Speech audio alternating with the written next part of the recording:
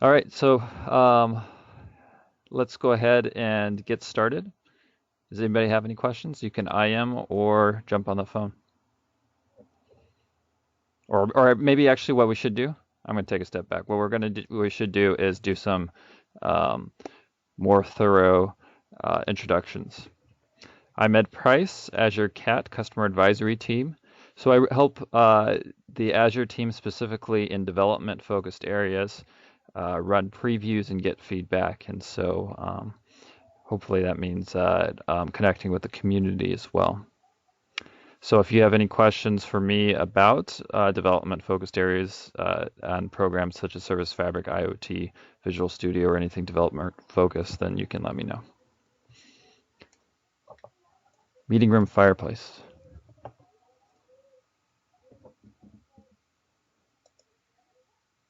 All right. So can we have some of the Service Fabric team jump on and introduce themselves, please?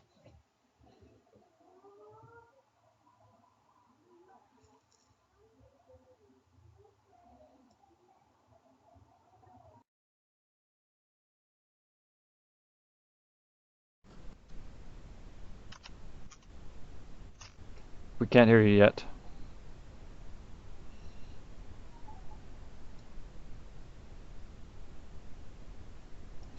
While we wait for the team to get the speaker and the system or in the room working, um, do we have anybody who is on individually who can introduce themselves?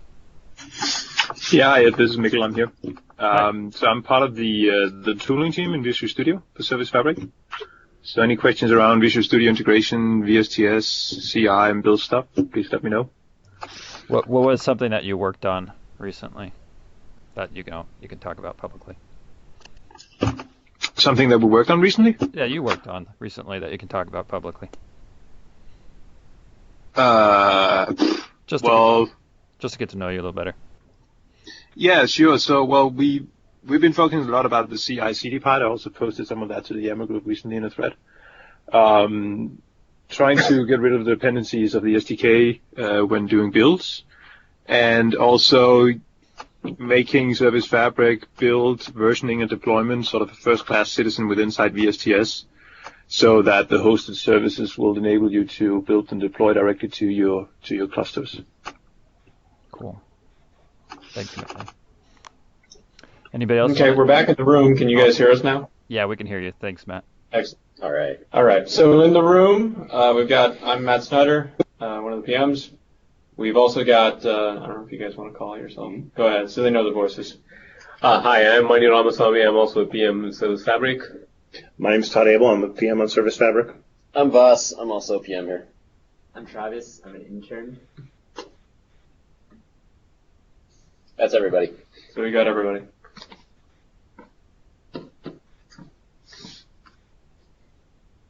We can hear. Excellent.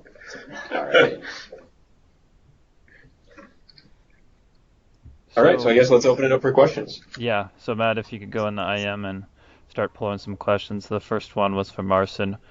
What is the best way to pass JToken or any other JSON serializable objects to actors, or using WCF net TCP bindings to services? Anybody want to take that?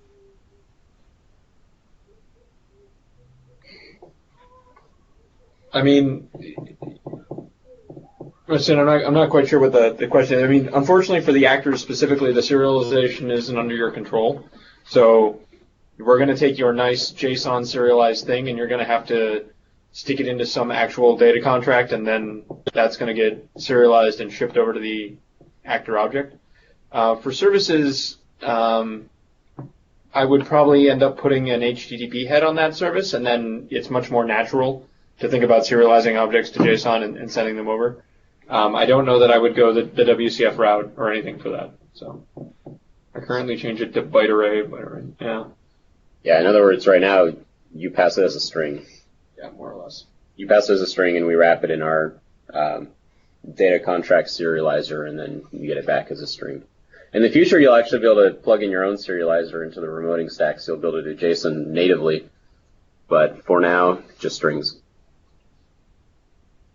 Regarding support for containers, if you're talking about Docker containers, then our Service Fabric Linux preview already supports Docker containers. Now, if you're talking about Windows containers, I think that's on the anvil, like it's probably a few weeks away or something like that. So it's fairly close. Are there any updates about the Azure readiness for Service Fabric? Yeah, Tom, I don't quite know that one, so maybe if you wanted to post some more details about what you're looking for about that one, we can answer it. For the App Insights integration, nope, no additional news on that at this point. Still waiting on some improvements. We're waiting on a number of different things. What are the technical use cases for stateful services compared to other NoSQL solutions like DocDB? In what situations would you choose one or the other? So it's really kind of, DocDB or even other SQL-like solutions are, remote. So if you care deeply about that performance hop, then that's something that might be getting in your way, depending on just the amount of data. There's also a cost implication sometimes, where if you're shipping that data into those other services, that's some additional complexity, some additional cost, both in terms of perp and cat and money. The other thing is just that you would prefer, say, a DocDB or something like that when you have sorts of global queries or things that you want to do with that data in aggregate, and you'd prefer keeping the data in a Service Fabric collection when you have it's kind of more naturally represented as, your C# objects, and it's just in the collections like your normal single process code. We really do see people use both in coordination with each other. So the hot mainline path would be done through, state kept in the collections. And then you take a periodic backup or a periodic snapshot and put that in DocDB and use that to drive regular reporting or query or aggregation or that type of stuff. So it's not usually an either or, it's usually a both type of thing. I don't know if anyone else wants to. Yeah. So, and one thing to add over what just Matt said is it's yet another external dependency. So in many cases, if you're not actually using those querying things and everything like that, you might as well just use the stateful services and not have another dependency or something external. Yeah. Marston says strings are painful in terms of memory allocations. Yes, yeah, they are. So are byte arrays. But now you're talking about buffer management. So when custom serialization comes, that's something you'll probably have a little more control over. Yeah, custom serialization for the transport. For transport. Yeah. Well, specifically remoting, which is all you get with actors. Yes, you can do it today efficiently with your own HTTP transport. That's right. Yeah, you can. That you can with services. You can totally do that. Yeah. So next question about ASP.NET 5. So SSL with Kestrel. That's a good question. We're actually kind of trying to figure that one out ourselves. It used to be in RC2, Kestrel had an extension method that said use Kestrel with SSL, and you pass in an X509 cert reference, and that was it. So that was real easy. That doesn't appear to be there anymore, so we're trying to figure out exactly what to do there. But really more specific to Kestrel than us, because with Kestrel, there's actually very little that we have to do since there is no kernel driver for URL registration and cert ACLing and things like that. So really it's just a matter of grabbing your cert, getting a reference to your cert, feeding it into Kestrel, and then starting Kestrel on port 443. That's really all it is. Just to figure out what their guidance changed to. Yeah, and I don't know the exact APIs to do it yet. It's all pretty new to us too, so we're still checking that out. But we'll let you know as soon as we find that out. Antonio has a question for Mikhail. Yep. So VS, I think it's Visual Studio 2015 update 3. It should be, not 2005. Is that correct? Yep. Yeah, I think so. So I think for the Service Fabric audience, ASP.NET Core tooling updates, VS 2015 update 3 supports the RTM version of the SDK and the latest preview build of the tooling. So that's at least one thing you would need to look at. Other than that, update 3, there's been a lot of work around performance, at least memory footprint improvement. So you should see a better performing Visual Studio with the update 3. I would guess the final, one of the final small features is easier integration of identifying and adding NuGet packets directly from IntelliSense when you need those. So yeah, let me just paste the release note link here. You can go and look at the full feature set if you want to. Cool. Tom came back to us about Azure readiness and has implicated Mark. Mark has joined us. Yes. So one thing that we've done is that we've been recording courses on Microsoft Virtual Academy that you'll be able to listen to be deeply educated around Service Fabric. The first of those, and they've been recorded by Boris Scholl and Jeffrey Richter. The first of those was published last week, and they did a general overview around just a concept and approach for microservices. I'll get the link and post it all.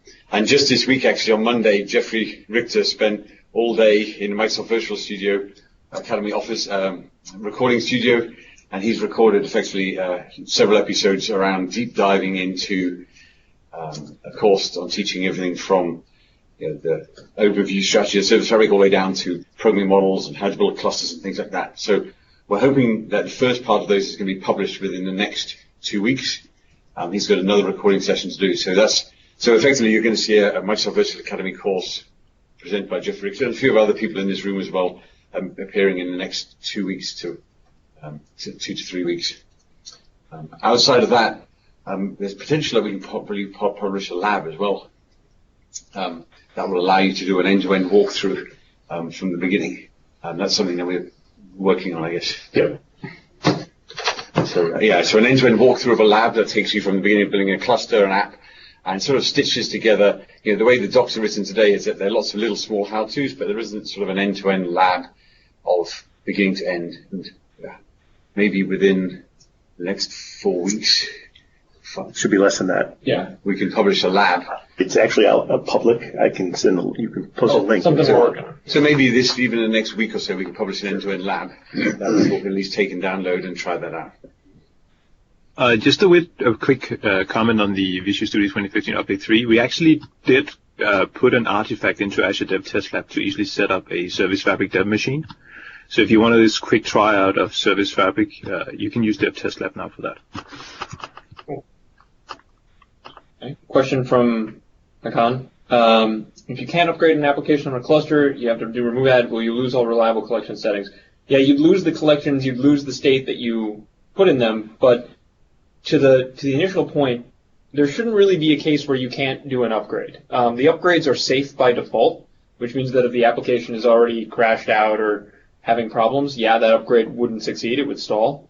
But that's what those safety checks are for. And so if you have a critical bug that is keeping your application down, and you don't want to lose all of your data, you can force that upgrade through by turning off some of those safety checks. And what will happen is we'll replace the binaries on the machines, even with the replicas which are down.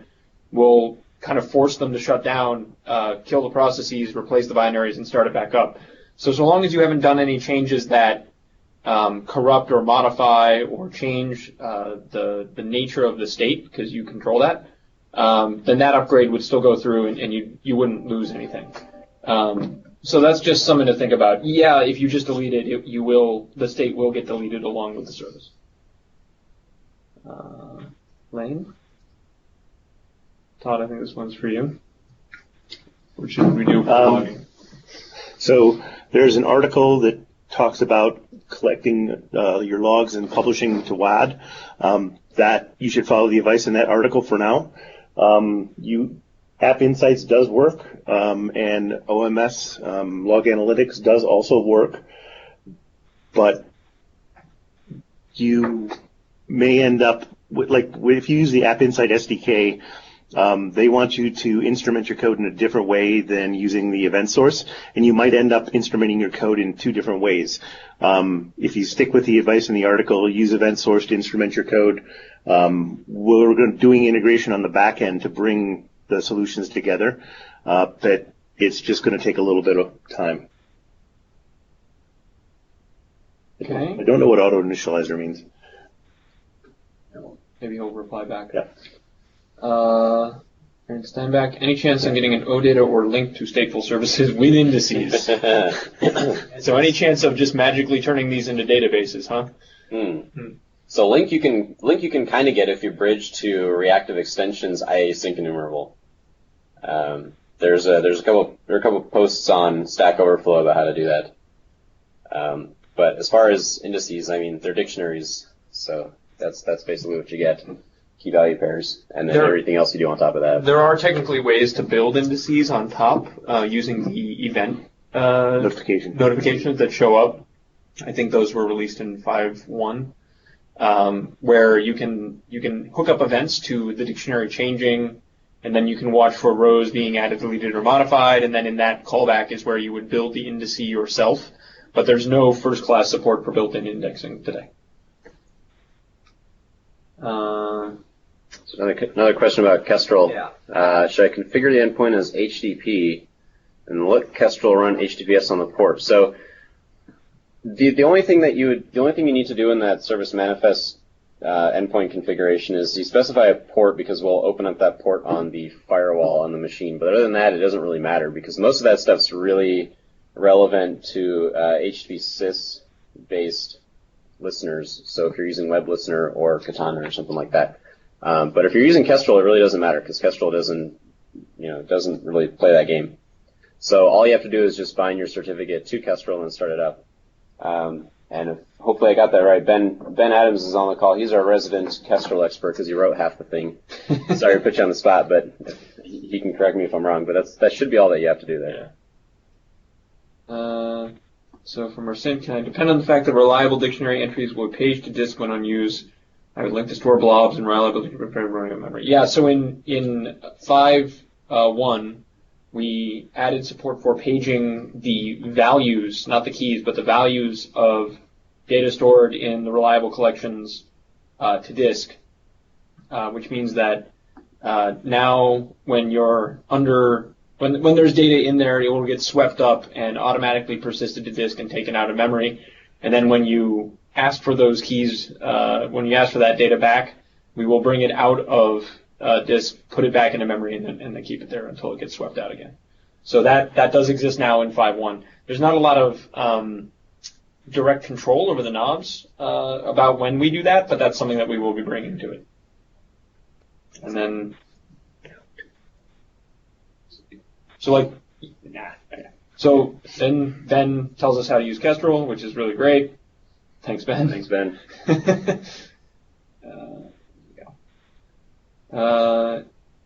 So from Sander, another question for Mikkel. Any updates on the microservice template guidance? Yeah, so I think you're referring to we did an experiment a while ago showing a video with some with a microservice application template for Visual Studio that we wanted to get your feedback on. We got some great feedback on that, and we're working on building out that template now. And I hope that within a month or so we can actually release that to you. That's the best guess we have on that. I think the other part of that was also how to get some easy CI/CD configured from within inside Visual Studio project creation, and also some of the diagnostics and web configuration.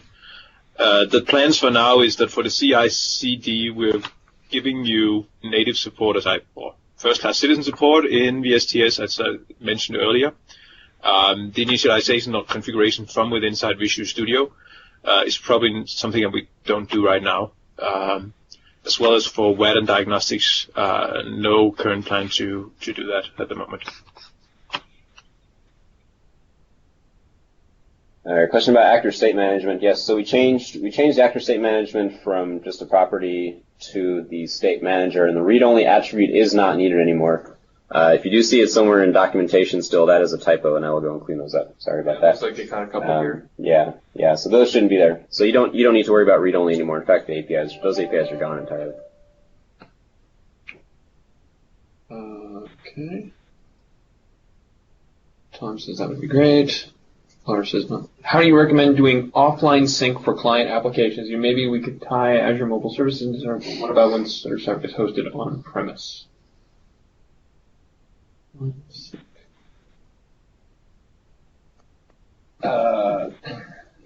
Yeah, there's no capability built into Service Fabric around offline. Mobile Services has its offline sync capability. Yeah, You can that's store everything on local disk and sync it back. That's not anything. I mean, Service Fabric is a back-end server technology, so it means for building all your services. Yeah, So I mean, if you were to build something like that, you'd have to keep versions of your data around, and then when the client reconnected, it almost like e-tags, right? It would have to know kind of what version it last saw, figure out what version the server had moved to, and then do conflict resolution. Doesn't sound super simple, but it should be buildable. Yeah. But there's nothing built in. There's nothing we're doing to integrate with Azure Mobile Services in any way.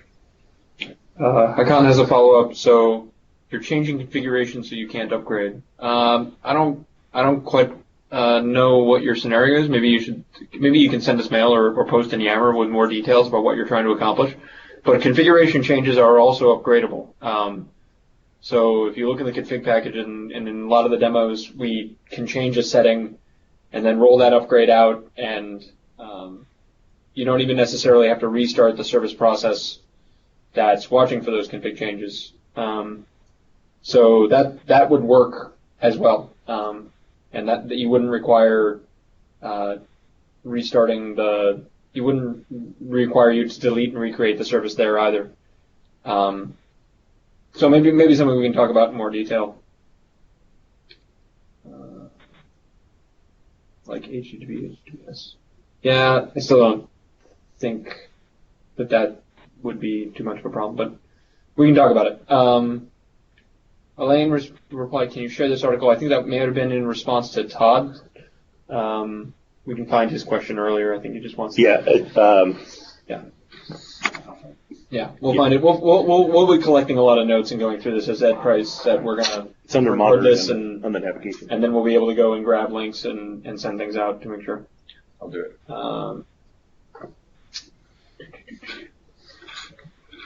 To improve latency and reduce network communication, the Halo presence team optimize actor locality. They were using Orleans, yeah. Do you have any capabilities for optimizing or collocating actors? We don't really collocate the actor objects themselves. That said, since the actors are held in partitioned services, you can use the controls at the service layer in order to put different services together so that they are hosted on the same machine. There's also a demo floating around somewhere, I think it was from Apollo, that was something like low latency actors that showed hosting multiple actor types inside of the same service host process. And that's another way to reduce the latency between the actor objects themselves. You still have the problem of you'd have to make sure that your actors ended up in the same service partitions in order to ensure that they ended up in the same place. But since we give you control over the actor ID, that's doable. So there are some things there. I don't think that we have any published guidance about how to do it specifically, but the good news is that the mechanisms that you would use to do it for services are exactly how you would end up doing it for actors. So the same rules apply. From Aaron, any plans to integrate with a layer 7 load balancer or something similar that will allow URL routing? Well, we're always talking about ways to do that, but unfortunately we don't have a layer 7 load balancer available to us. There's the Azure Application Gateway Service, which does URL routing at layer 7, but it sits outside of your cluster rather than inside of the cluster, so it's only of limited use. Other than that, we don't have anything concrete right now, no.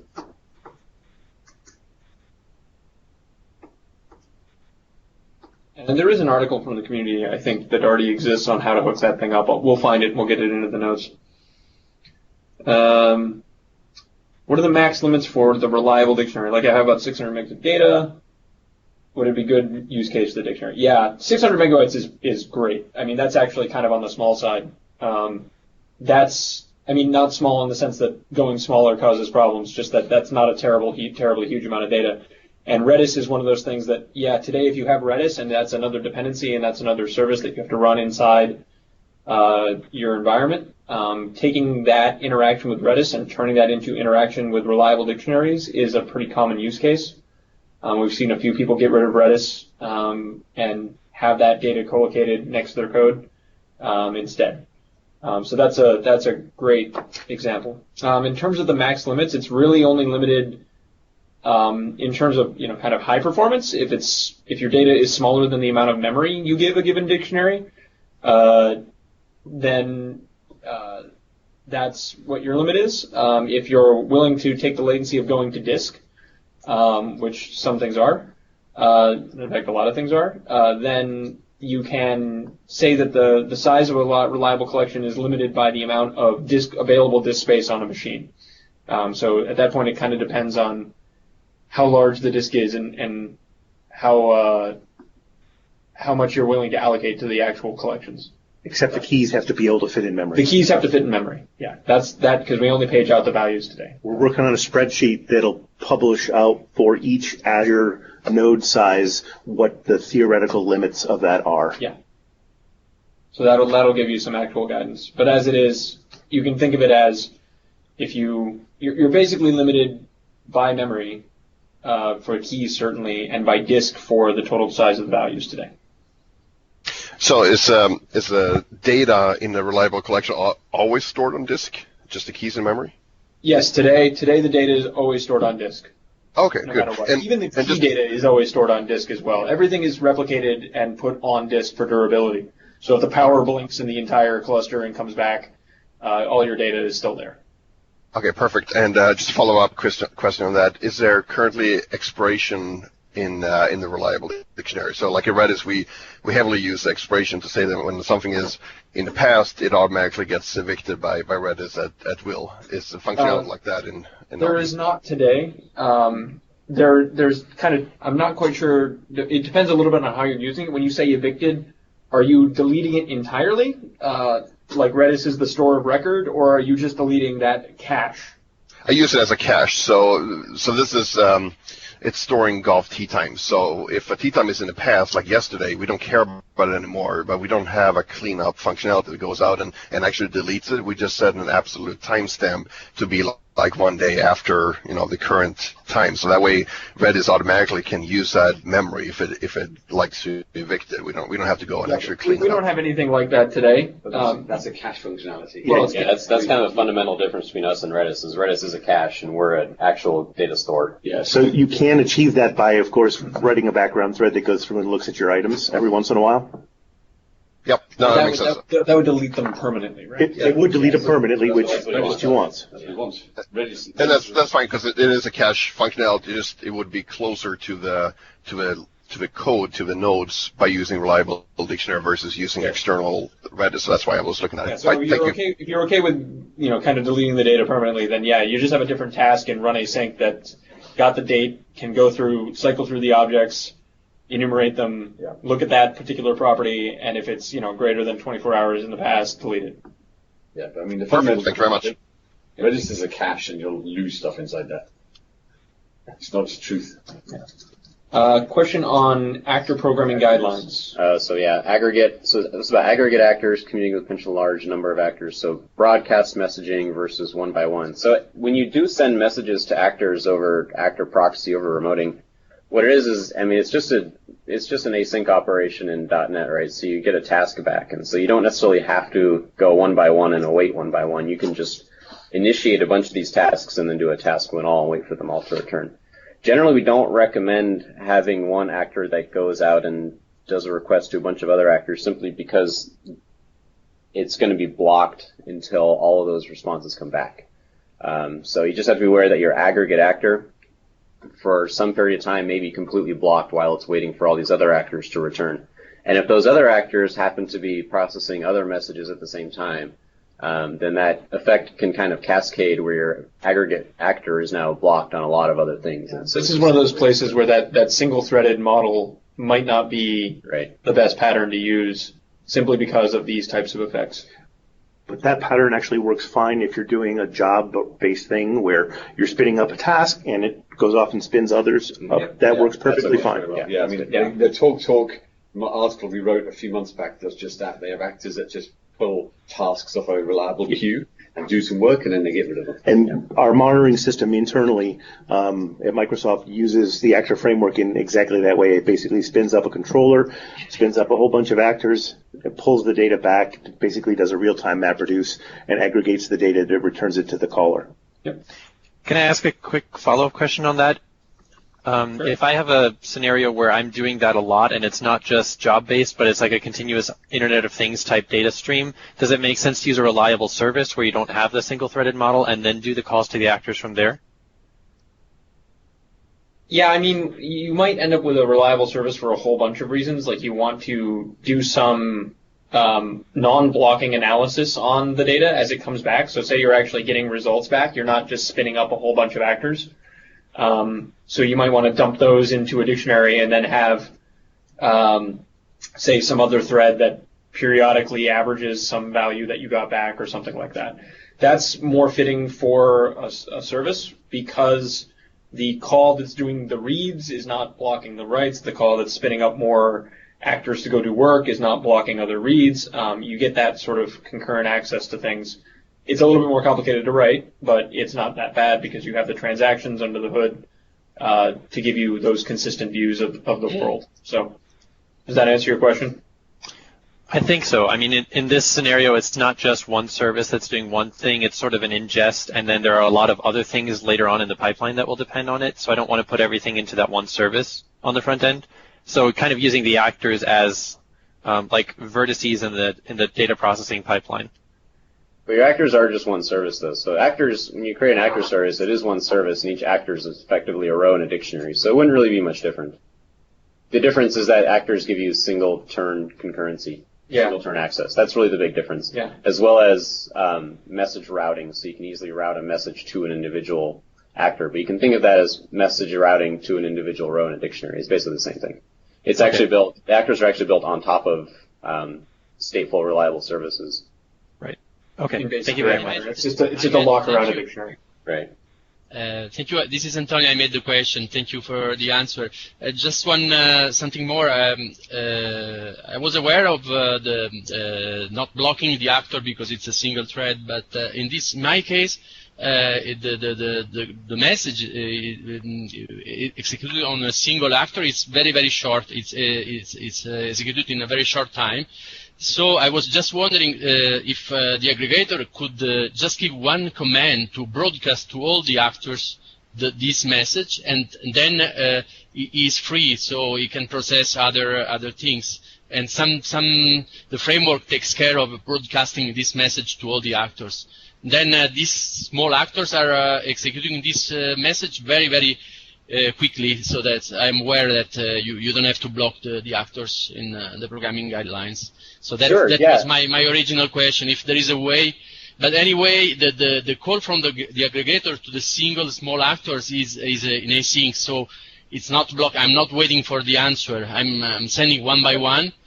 But I was just wondering if there is a way that I say broadcast, and then the aggregator is free, so he can process another request. That was my just to make it more clear my question, the original question. Yeah. Sorry, thank you. There's nothing in the actor framework that prevents you from doing that, because at that level it's just tasks. So if you want to just initiate a bunch of tasks and then not wait for them, and then return the actor method, you can do that if you want. The consequence is that you don't necessarily know if those messages succeeded or not. So, yeah, and you have to worry about just a notification. They will get next notification if they don't. It's not. That's why I was mentioning broadcast, because I don't need to have the answer. I'm just notifying something happening, and then there is a new batch of notification. So if they miss one, they will get next one. I don't care that much. The only thing to be careful about is unobserved exceptions. So if those tasks do throw, you'll have unobserved exceptions within them. Because you lose you lose the turn-based concurrency in this case if you span another task, right? You have a continuation that runs asynchronously. So rather than waiting for them all to continue before your broadcast method completes, you just have a continuation that you hook up that can run later on asynchronously, and you can handle exceptions in there. So yeah, you can do that. Yeah, that's a good suggestion. Thank you. Yep. Thank you. I will try that. Thank you. Cool. Question from Marcin: what is the scalability target of Reliable Dictionary? How big values are going to kill it or start killing it? There's no hard limits that we enforce. Realistically, smaller things are better just because the deltas and the changes end up smaller, and the network does better with smaller changes. The disk does pretty well with small changes. There will be limits around the amount of data by default that you can get into the service, especially if you're using remoting. And there will be default limits around the size of the data that we allow you to replicate. Again, by default, you can always go change them. I think the default replication size limit is something like 50 megabytes. If you're putting 50 megabytes of data into a single value in a row in a dictionary, I have a question about what you're doing and whether it could potentially be redesigned to allow smaller, more granular updates. Just tell them you're doing it wrong. You're probably doing it wrong. I can't say for sure, right? But it's certainly, I would say, stuffing large amounts of data in single rows is kind of an anti-pattern most of the time. It's something that should be looked at. So, other than the default limits, there's nothing that we enforce or that I expect to cause problems, other than the natural problems of, say, trying to serialize, 50 gigabytes or 50 megabytes of stuff and then sending it over the wire. That leads to, lots of retries. That leads lots of time on the wire. If that one big update fails, the whole thing is failed, right? Rather than whatever the tiny update inside of it maybe could have been, stuff like that. But there's no kind of inbuilt expectation around failure for something like that. Where can I find guidelines for custom DNS and server auth certificates? So there's guidelines up actually for cloud services, which is very much applicable to Service Fabric. It's pretty much the same thing. It just walks you through how to obtain a custom domain name certificate and then bind it to the VIP that your service is running on. I'll paste that for you here. Essentially the same thing. And this is something you'll want to do actually if you are securing your cluster. You'll want to actually have a custom domain so that when you do hit your secured endpoints, you don't get DNS mismatch errors in your certificate. So always a good thing to do. But that documentation on cloud services is very much applicable. We already got a cons follow-up. Thank you. Also, Lars and Aaron's got a question. Is it recommended to use secure communication between services when using Service Fabric remoting? I'd say it's recommended. I also think we don't let you do it by default, which is kind of a problem. So I think it's actually built in, but if you're communicating with services within the cluster, then it's probably less important than communicating between clients and services externally. Yeah, I'd say it really depends a lot on what those services are and what they're doing. If they're taking untrusted user data or executing untrusted user commands or stuff like that, then probably just as a thorough defense, you want security everywhere. But that only validates that this service is allowed to talk to these other services. So it really depends if you want to allow other services just within your VNet inside the cluster to be able to see traffic from other services. So for example, if you have some kind of a multi-tenant application where you don't want other services to be able to see traffic from other services because they belong to different users, then it's a good thing to do. If it's just your applications, then it's probably not necessary. Let's see. Is Mark replying? When do you plan the next release?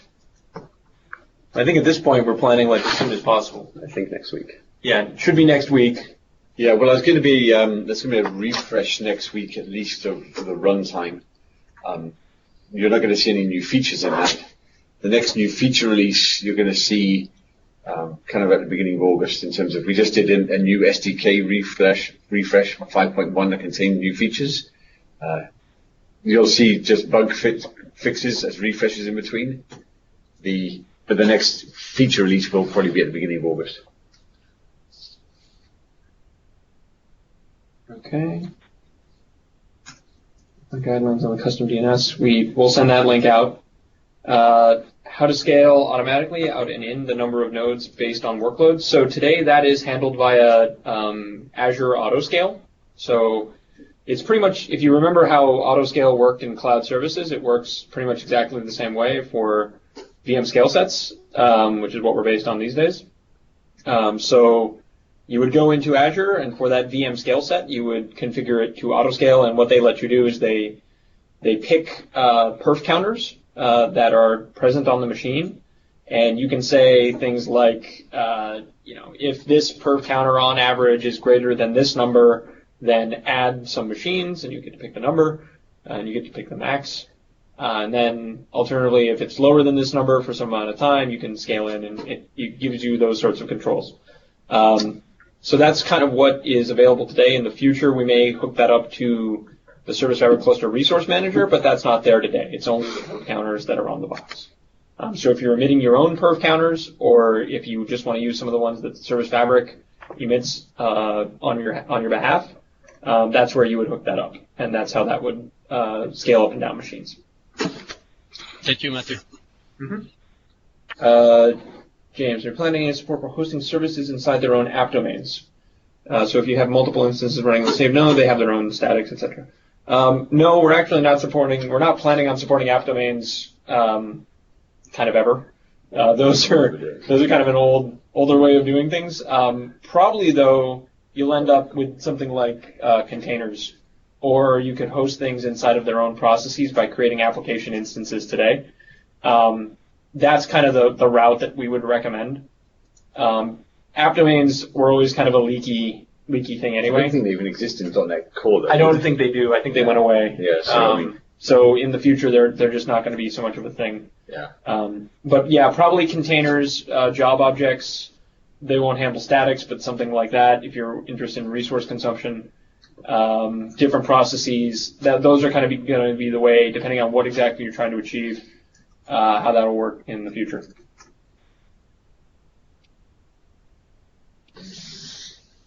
What are the risks associated with fire and forget calls to actors and reliable services? Yeah, so we talked about that earlier. The biggest risk is you'll have unobserved exceptions that you need to deal with. And then obviously, yes, the obvious, you won't see the results. So there's that. On-prem, does on-prem have a go-live license at this point? No, on-prem doesn't have go-live license at this point. So it's all in preview mode. So just like all things in preview, you can't phone up anything to do with support about it all. All support is effectively community-based, posting questions on forums. When will it have a go-live license? Well, we're certainly going to GA it before the end of this year. I would say it's in the last quarter of this year you'll see the GA of it.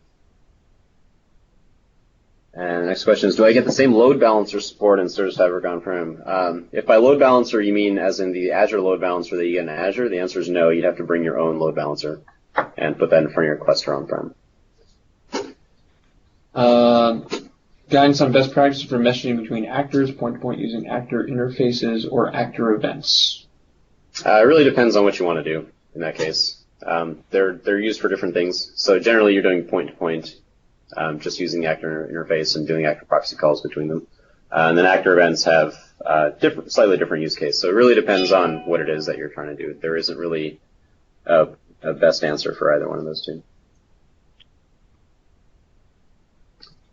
Architectural question. When talking about classic N tiers, we bind layers for each application with IOC and detach logic from implementation. What are the binding in the application using Service Fabric? Can we detach Service Fabric specific things like store and separate it?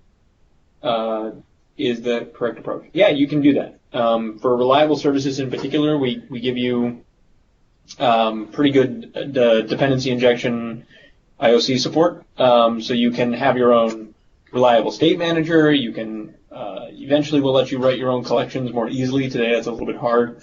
But most of the time in prod, we don't see people swapping, these types of implementations. You end up kind of picking one. If you're asking just kind of for a, testing and some amount of hedging your bets, then yes, that's absolutely fine, and that's a reasonable way to do it. Same sort of patterns apply, where you can mock out or wrap some of our components, such as communication and the state management, so that your code cares less about where it's running, and you can inject those components at runtime. Thank you. Go-to place for documentation about Service Fabric on-prem is, ironically, the Azure website. Yeah. That's where all of our documentation lives for Service Fabric. I'll post a link, and I've just posted a link to it right now. And we just did a preview for it last week, and the documentation was the first draft on that. I'm actually updating it as we speak, so you'll see an update on that at the beginning of next week. That's just got some more guidance. But that's just about setting up a cluster on-prem. All the programming model and the usage remains identical.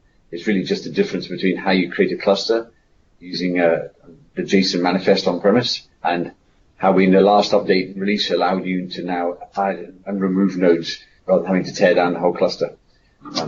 And also add security. So you can on-premise, you can also add security either with certificates like you do in Azure, or you can add security between the nodes inside the cluster using Active Directory. So if you can create a set of machines and you can double bind them to an Active Directory on-premise, you can do a Windows authentication Kerberos effectively between the machines and actually authenticate who accesses and authenticates to the actual endpoints as well. So that's the additional thing that you get on-premise, is full AD integration.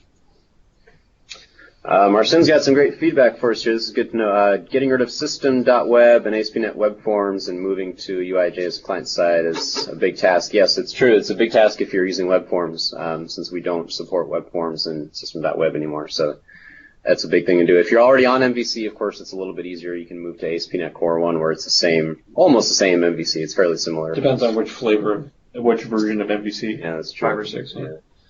Layering internal application code so it's actor model compatible. Yeah, I mean, you're talking about a different kind of architectural style is what you're doing there. So you're moving from one architectural style to another.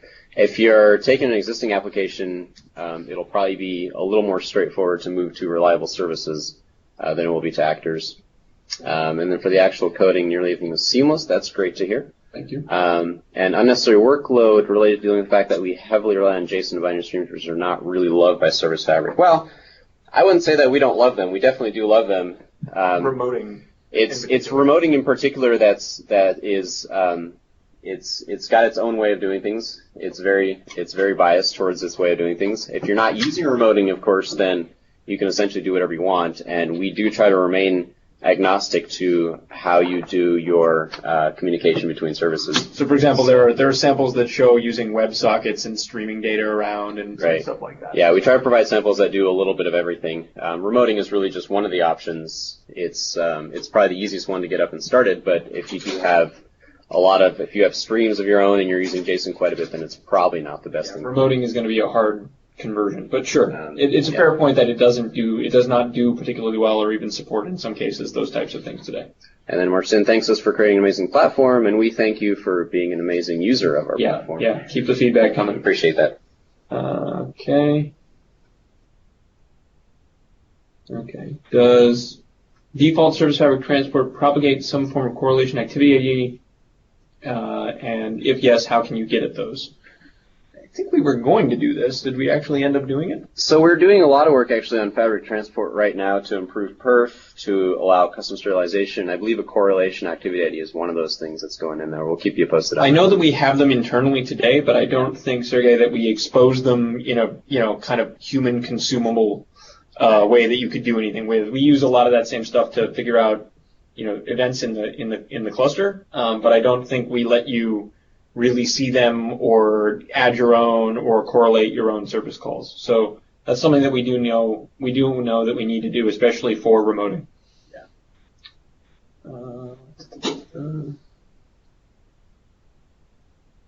Okay, we got Marcin's feedback on the size of these things there.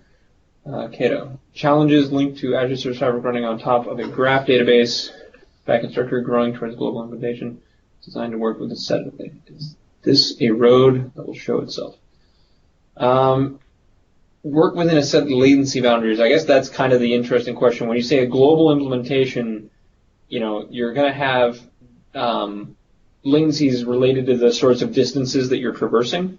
So if you're trying to create kind of a very large database that's spanned across those types of distances, that's a interesting problem from a latency and high availability perspective, but I think that it depends a lot on kind of the structure of the graph and how you end up representing that inside of Service Fabric.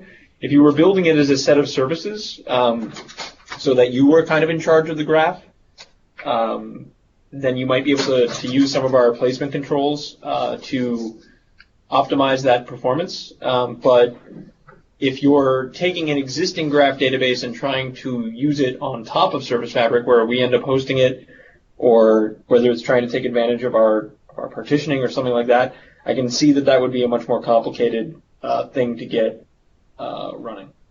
We'd love to hear more about what you're doing there. Maybe post in the Yammer group, and we can, or even just on Stack Overflow or the GitHub issues thing, and we can help you figure out kind of how to make that work.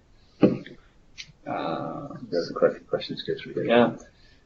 Hakan, we had an issue with a code package containing 6,000 files. JavaScript. Yeah. I think this is to do with package registration and timeout when running PowerShell script. I think yes, exactly. Yeah, I think in the 5.1 release we did, the PowerShell script didn't have a timeout configuration option, and it was defaulted to, I think, 5 minutes. Oh, this was just the copy was timing out again. Yeah. So now if you upload I think you upload a particularly large package, now you can set a timeout value that's extended so that it gives it the time to copy all the packages up there. Actually, the issue was not copying the package. So the package copied fine. It was registering the application type, and there was an internal issue with one of the Fabric services. Yeah, we copy the package again once it's on the box, and so it's the same problem. Yeah. In all likelihood. If you have like the MS solver or the thread for that, forward it on to one of us, and we can ticket number, and we'll go back and look at it. Yeah, absolutely. All right, perfect. Thank you. Yeah. If you send it to me, you don't put it in the IM window. Just send it to mfussell, MFUSSELL at Microsoft.com. What's the use case for stateful service methods that do not accept transaction? When would I use the non-transacted over the transacted version? So those are basically convenience methods on our level state manager. So if you just don't want to pass in a transaction, you don't have to. But in some cases, if you want to do something like create multiple dictionaries at the same time within a transaction, so they all get created or they all don't, you can pass in a transaction for that. But usually if you're just grabbing one dictionary at a time, this is just a convenience, so you don't have to create a transaction for that yourself. Underneath the covers, we create one for you. What's the pros and cons of having multiple actors hosted in the same service? This is kind of the same question around not multiple actors in the same service. I think maybe I wasn't clear when I spoke earlier, but it's a given XE can have technically multiple service types, including if those are actor services inside of them. The pro is that if you know that these things are super chatty, then they're basically next to each other, and you can kind of control them together as a unit. The downside is typically that as a result of them being hosted in the same process, any code upgrade takes them all down in order to perform that code upgrade. And that's usually not desirable. Usually especially with the actor model, the whole point of them is that they're virtual, right? The whole point of them is that they just exist out there kind of in space, and you can address them on the fly.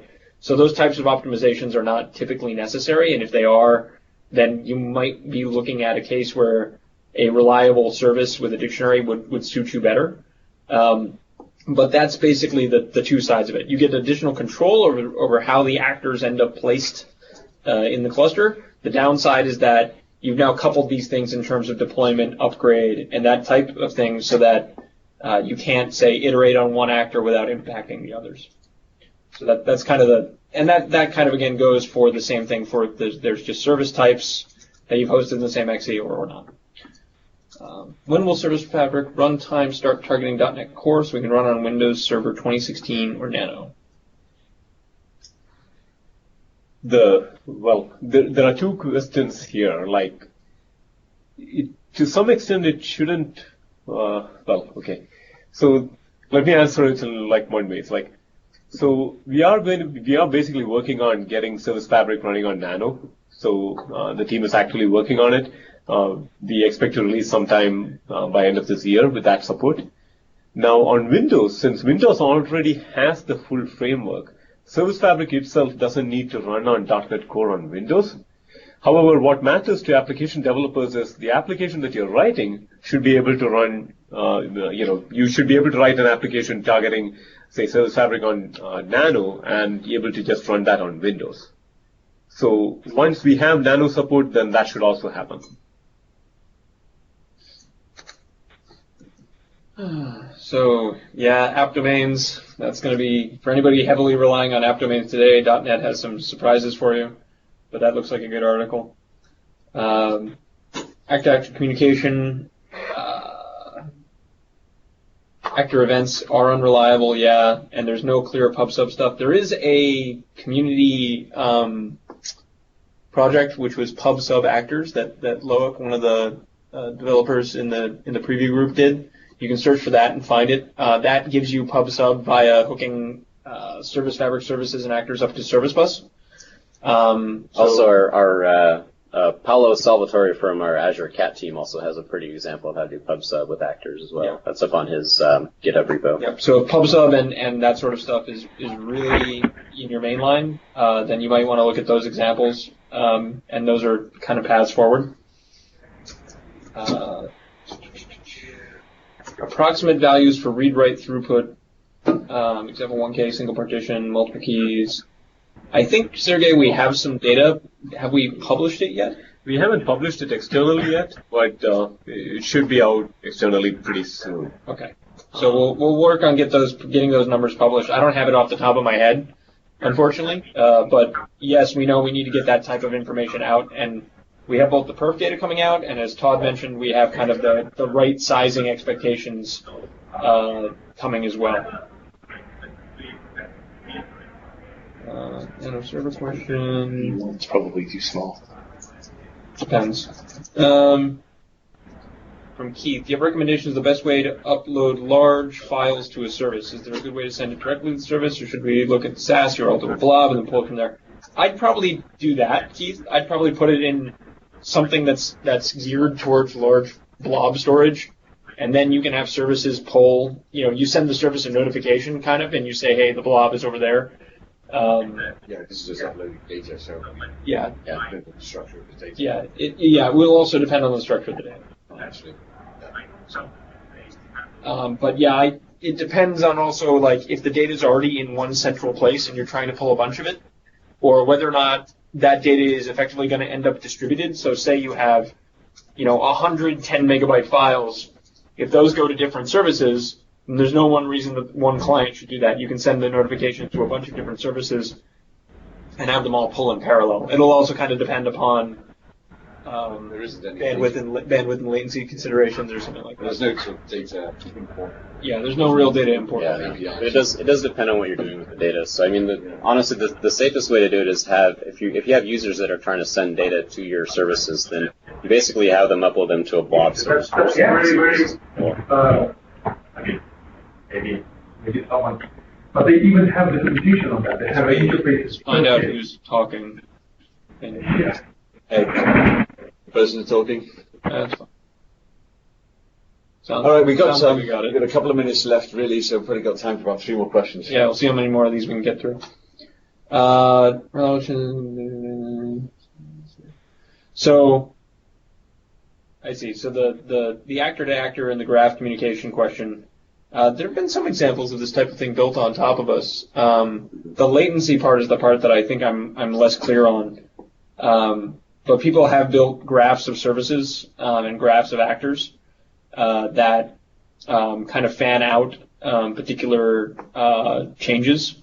I don't know how the latency implication affects that, but that is something that is buildable. Let's see what else we got here. Thanks. Using statics and singletons. Yeah, statics and singletons are a little bit of a problem. So, because when you create instances and replicas, they're basically just .NET objects all sharing the same process space. So statics really are bad news here. Placement controls. I'll add a link, and or somebody here in the room can look up the placement constraints with the cluster resource management doc and link that in. The max cursor issue, okay, we've got that. PubSub actors, thank you, Lars. Play again, that's for Ed.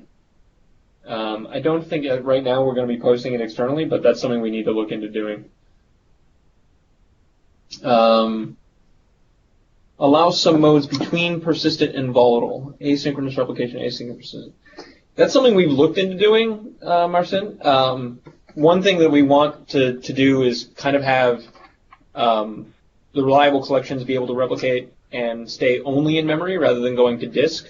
That would give us, first of all, direct support of link, since link goes directly against the in-memory state and expects it to be there and is synchronous.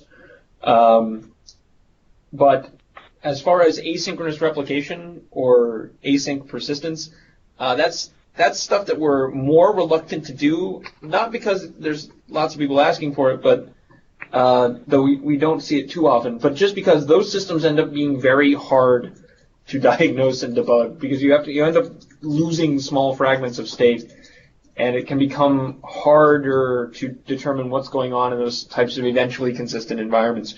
We know that that's a case. We've had people build it on top of us at the lower layers of the API.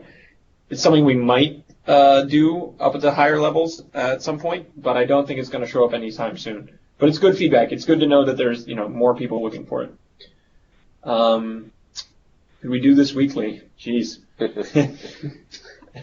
We do it every day on Stack Overflow. We do it every day on Stack Overflow. Is a good thing. So come join us there. Or there's our GitHub issues tracker. That's right. Yeah, for issues, if you do have specific issues, we do have an issue tracker on GitHub. Service Fabric issues. Post issues there, and we'll respond. I mean, we're certainly doing it monthly, so we're going to have another one of these in July. If it turns out to be super popular, we'll see. Patterns for actor types. There's a ton of different patterns for actors. Most of the time, I see kind of job fan out, where kind of one actor represents kind of the root of a tree, and then it has to fan out that to other actors.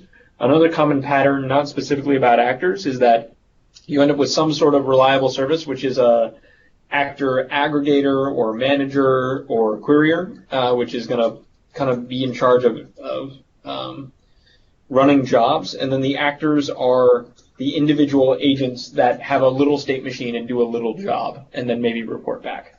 There's a couple of questions on actor unit testing. Thanks for bringing that up, actually. While you're all here, I did post something on the Yammer group just yesterday about how we're addressing that. So in our next upcoming release, we will have much better support for actor unit testing. So you'll now be able to inject the actor service and the state manager as dependencies into your actors. And you should be able to actually mock out all the dependencies that your actors take on the platform. So you should be able to fully unit test all of your actor methods, including registering reminders, getting timers, state manager, all that kind of stuff. The API shape, I posted a quick preview on Yammer on what that will look like. Basically, you'll have a new constructor on your actor class, which will be required, that takes those dependencies in. Those are required dependencies, basically. So please take a look at that and leave feedback on the Yammer site. That'd be great for us to hear. Okay. We're about out of time. So thank you, everyone, for coming today and for asking all those great questions. Appreciate it. Yeah, and see you next month. We'll post a time when we're going to do that a bit sooner so that we know what the date is. But Ed and I will work out a date. But it'll probably be about this time in 4 weeks.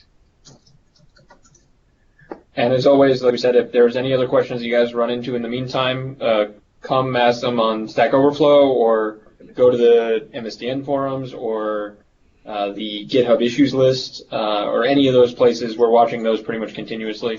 Well, those are our top three, yes. Yep. Well, the discuss comments on individual pieces of documentation. Yeah, try to go to those three first. Yeah. But those sorts of things. We'll gladly, no need to wait for a month if you have something that's bugging you. Thank you, everybody. We appreciate it. Great. Thank you. Thank you, everyone. Okay. Yeah, the last link. Where is that? Azure Service Fabric discussions. Basically, yeah, this is just Stack Overflow. Oh, this one? Yeah, this one, the patterns.